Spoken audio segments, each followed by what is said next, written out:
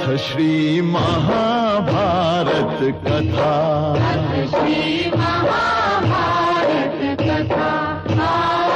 महाभारत कथा।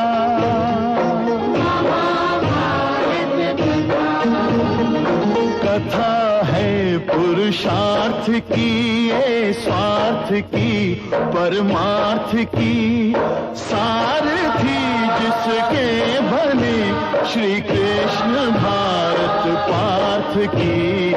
शब्द दिग्घोषित हुआ जब सत्य सार्थक सर्व था। शब्द दिग्घोषित हुआ।